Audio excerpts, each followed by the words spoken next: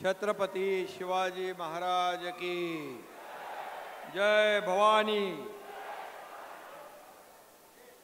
महाराष्ट्राचा आराध्य दैवत छत्रपती शिवाजी महाराजांना मानाचा मुजरा करतो, त्यांना वंदन करतो आणि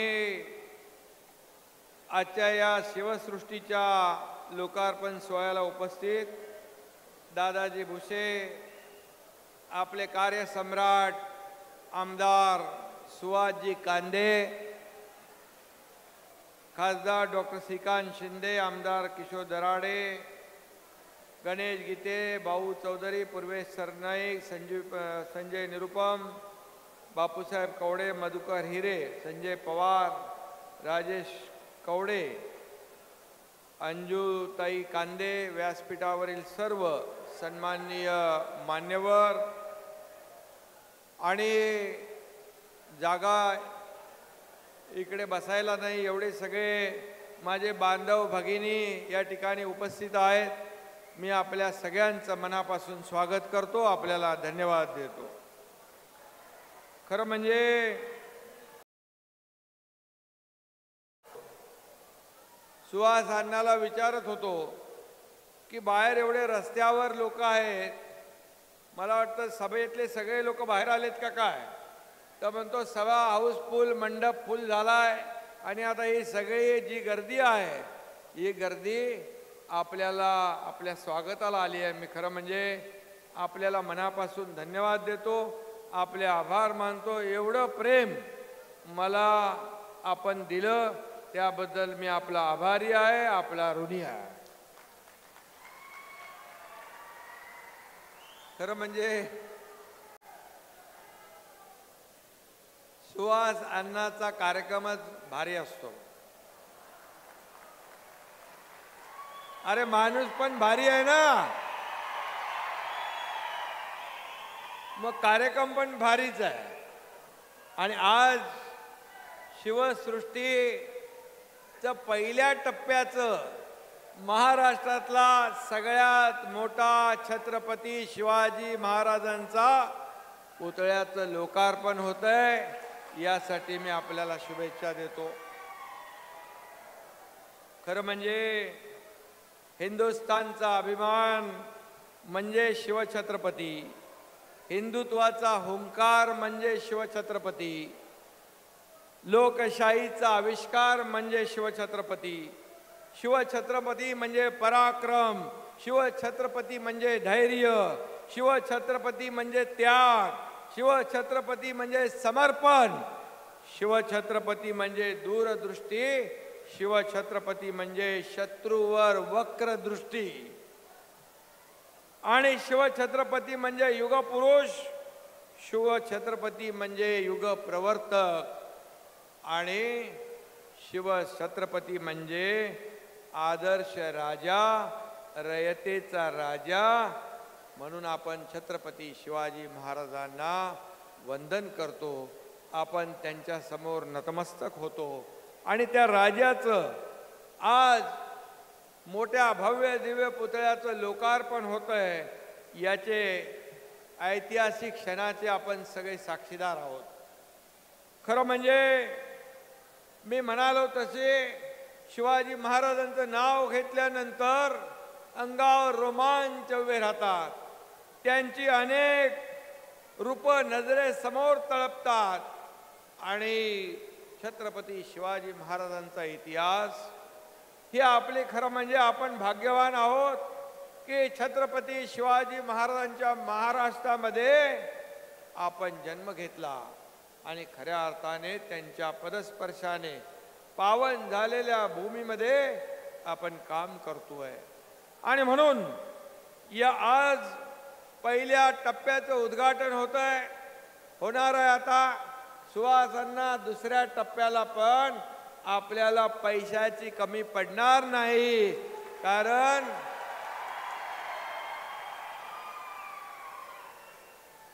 आपल्याला माहित आहे हा एकनाथ शिंदे देणारा आहे, दोन्ही हाताने देत आला हा एकनाथ शिंदे घेणारा नाही, ही देना बँक आहे, ही लेना बँक नाही. आणि सुहास अण्णांनी आलेले अनुभव त्यांनी सांगितले मगाशी. आता ते अनुभव होते, तो इतिहास होता, तो इतिहास जमा करूया. आता आपण वर्तमान आणि भविष्याकडे वळूया. आणि म्हणून मला अभिमान आहे की जेव्हा 2 वर्षापूर्वी या राज्यामध्ये आपण एक इतिहास घडवला, तेव्हापासून माझ्या सर्व आमदारांना ज्या ज्या कामासाठी माझ्याकडे आले ते कधी खाली हात वापस गेले नाही. आणि म्हणून मग पाण्याची योजना असेल, आपण अनेक उद्घाटन केली. दिघे साहेबांच्या नावाची योजना, बाळासाहेबांच्या नावाची योजना. सुहास अण्णाने जे जे मागितलं ते ते त्याला दिलं, आणि जे जे मागेल यापुढेही ते ते त्याला देत राहणार. कारण जेव्हा फक्त एक शब्द त्याला मी सांगितला, सुहास आपल्याला हे करायचं आहे, तो माझ्या मागे नाही माझ्या पुढे चालू लागला.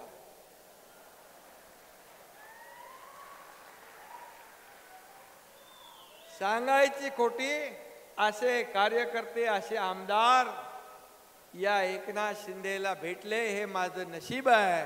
मी भाग्यवान आहे.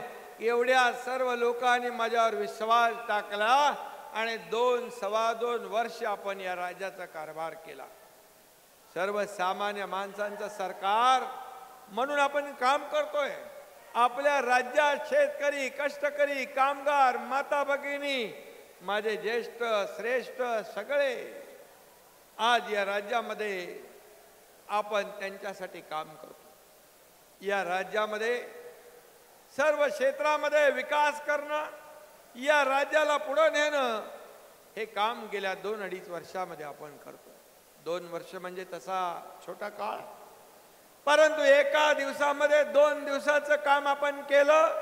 24 तास 24/7 काम करणारे कार्यकर्ते मला सुहास अण्णांसारखे लाभले. दादा भुसे पालकमंत्री आहे, इतर सर्व माझे पदाधिकारी आहेत. हे सर्व लोक जीवाला जीव देणारे कार्यकर्ते जेव्हा लाभतात, तेव्हा मग आपल्या जीवाची पर्वा नेता करत नाही. तो पर्वा जनतेची करतो, सर्वसामान्य माणसांची करतो, या महाराष्ट्राची करतो. आणि आता माझं कुटुंब, माझी जबाबदारी एवढ्यापुरतं मर्यादित नाही. माझं कुटुंब संपूर्ण महाराष्ट्र आहे आणि महाराष्ट्र माझा परिवार आहे. माझ्या लाडक्या बहिणी इकडे आहेत. लाडक्या बहिणी, आपल्या खात्यात पैसे आले काय? हात वर करा. आता लाडक्या बहिणींच्या खात्यात ज्यांच्या पैसे आलेत आणि ज्यांच्या खात्यात पैसे आले नाहीत, त्यांच्याही खात्यात लवकर पैसे येतील. सुहास अण्णा त्यांचे फॉर्म बिम काय राहिले असतील तर भरून घ्या. आणि मी आपल्याला सांगतो, विरोधी पक्ष म्हणत होता ही चुनावी जुमला आहे, ही फक्त घोषणा आहे, हे फसवा आश्वासन आहे. परंतु मी सांगतो, एकनाथ शिंदेने एकदा शब्द दिला म्हणजे दिला, शब्द दिला म्हणजे शब्द दिला. आणि म्हणून या ठिकाणी मी सांगितलं, रक्षाबंधनच्या अगोदर माझ्या लाडक्या बहिणींच्या खात्यात हा लाडका भाऊ पैसे टाकल्याशिवाय राहणार नाही. आणि पैसे सुरू झाले खात्यामध्ये. सुरू झाल्यावर विरोधी पक्ष त्याचा पार चेहरा पडला, पांढरा फटाक झाला, काळा ठिक्कर पडला. बुरी नजर वाले तेरा मुंह काला म्हणतो तसं या ठिकाणी. आणि मग म्हणाले, पैसे आले, लवकर लवकर काढा, लवकर लवकर काढा, नाही तर सरकार काढून घेईल. अरे बाबा, हे हप्ते घेणारं सरकार नाही, हे हप्ते माझ्या लाडक्या बहिणींच्या खात्यात टाकणारं सरकार आहे. आणि म्हणून 2 हप्ते माझ्या लाडक्या बहिणींच्या खात्यात आम्ही टाकले. आता पुढचे पैसे पण येतील, त्याच्या पुढचेही येतील. 1,500 आम्ही थांबणार नाही.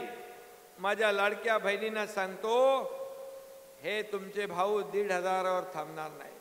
तुम्ही या सरकारची ताकद वाढवली, 1,500 चे 2,000 होतील, 2,000 चे 2,500 होतील, 2,500 चे 3,000 होतील, 3,000 चे आणखी पुढे वाढतील. शेवटी हे पैसे कुणाचे आहेत? हे तुमचे आहे.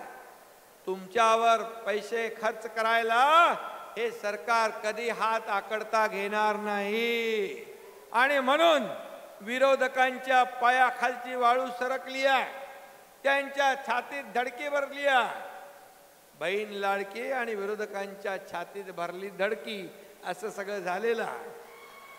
आणि म्हणून विरोधक म्हणाले, आता लाडक्या भावाचं काय? आम्ही लाडका भाऊ पण आणला. मुख्यमंत्री युवा प्रशिक्षण योजना आम्ही सुरू केली. 6,000, 8,000, 10,000, 12वी डिप्लोमा डिग्री यांची काही नोंद केली की नाही? आपले श्वास युवकांची नोंदणी, त्यांची नोंदणी करा.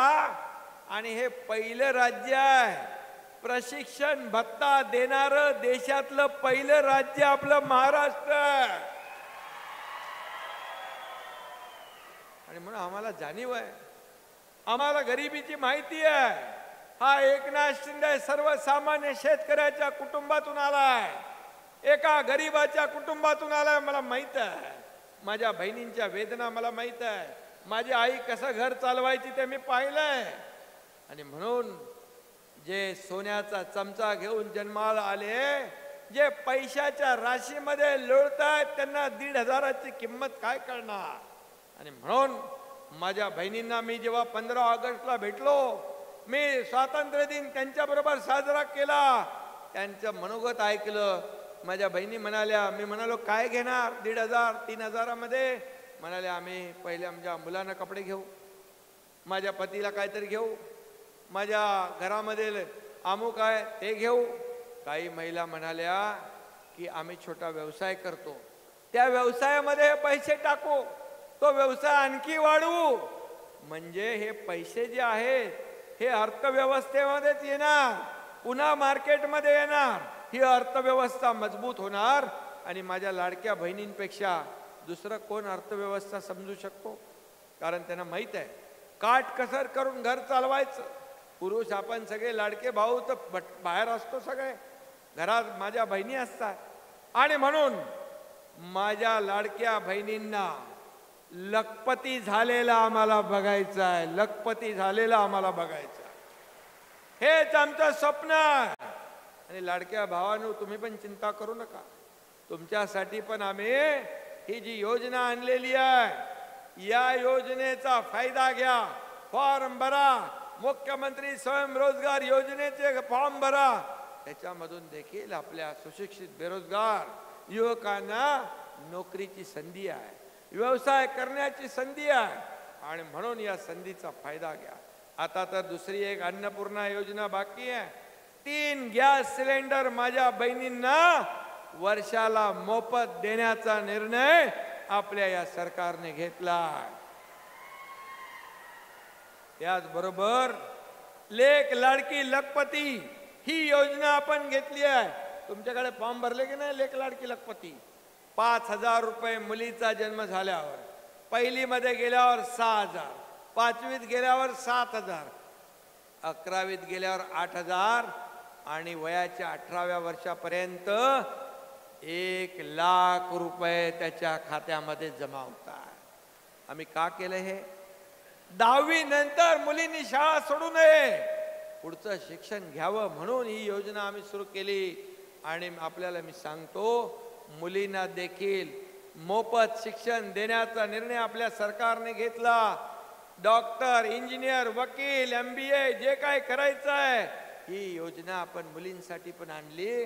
कारण दादा भुसेंना माहित आहे की एका मुलीने आत्महत्या केली. 12:30 वाजता मला टीव्हीवर बातमी कळली. का आत्महत्या केली? की 50% सरकार पैसे भरत होतं आणि 50% पालकांना फी भरायची होती. पण 50% पालकांना फी भरता आली नाही म्हणून त्या मुलीने आपला भार आपला बोजा आपल्या पालकावर नको म्हणून आत्महत्या केली. मी त्याच दिवशी रात्री 1:45 वाजता मंत्री चंद्रकांत दादा पाटील यांना फोन केला. मी सांगितलं हे सरकार कुणासाठी आहे? हे सरकार माझ्या मुलींसाठी, माता भगिनींसाठी, भावांसाठी, शेतकऱ्यांसाठी जर उपयोगी नसेल तर काय उपयोग? आणि म्हणून माझ्या बहिणींनो आणि भावांनो, मुलींची 100% फी आपण माफ करण्याचा निर्णय घेतला. हे सरकारचं काम आहे. आणि म्हणून मी आपल्याला एवढंच सांगतो की छत्रपती शिवाजी महाराजांचा आज भव्य दिव्य पुतळ्याचं उद्घाटन करतोय. पण काही लोक यामध्ये एक दुःखद जी घटना घडली, शिवाजी महाराजांच्या पुतळ्याची दुर्घटना जी झाली घटना, ती दुर्दैवी आहे, मनाला वेदना देणारी आहे, मनाला दुःख देणारी आहे, मनाला चटका लावून जाणारी आहे. पण घटना दुर्दैवी आहे. पण त्याचं राजकारण करणं त्याहीपेक्षा दुर्दैवी आहे. आणि म्हणून आम्ही तात्काळ बैठक घेतली, कमिट्या केल्या, चौकशी होईल, जे दोषी असेल त्याला कुणालाही सोडलं जाणार नाही, त्याला शिक्षा होईल. आणि त्याचबरोबर मोठा भव्य दिव्य असा पुतळा त्या ठिकाणी लवकर उभा करण्याचं काम सरकार आणि नेव्ही मिळून करेल, हा देखील आपण निर्णय घेतला. आणि म्हणून मी आपल्याला एवढंच सांगतो की आज हे सरकार काम करतंय. आज आपल्या शिवरायांची अफजल खानाचा कोतळा बाहेर काढलेली वाघनखं आपण आणली. त्याचबरोबर आज आपल्याला औरंगजेबाने छत्रपती शिवाजी महाराजांचा आग्र्यामध्ये लाल महालात दिवाने आम मध्ये जिथे अवमान केला आणि शिवाजी महाराजांनी त्याला खडे बोल सुनावले, त्या ठिकाणी श्वास आपण 2 वर्षापासून शिवजयंती साजरी करतोय. आणि म्हणून हा इतिहास आहे, हे राज्यकर्त्याचं काम आहे. आणि आपलं छत्रपतीच्या पराक्रमाचं प्रतीक असलेले 11 किल्ले युनेस्कोच्या वर्ल्ड हेरिटेजच्या लिस्टमध्ये गेले.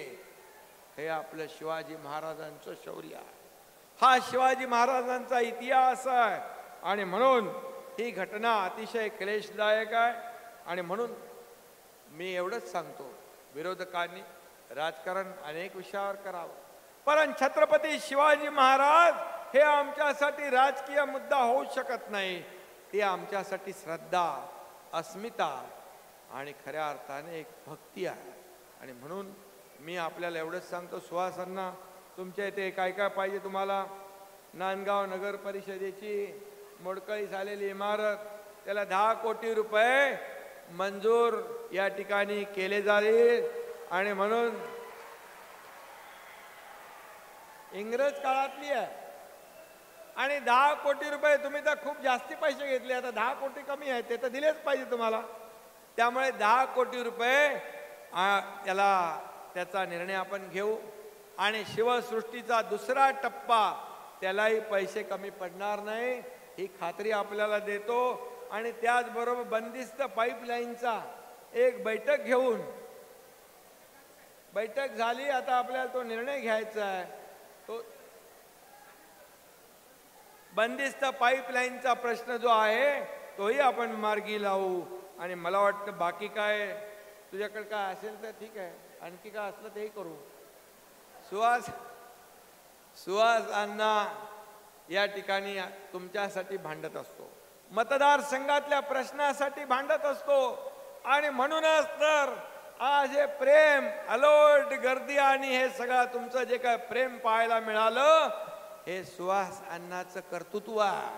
सुहास अण्णा हा एक कार्यसम्राट आमदार आहे.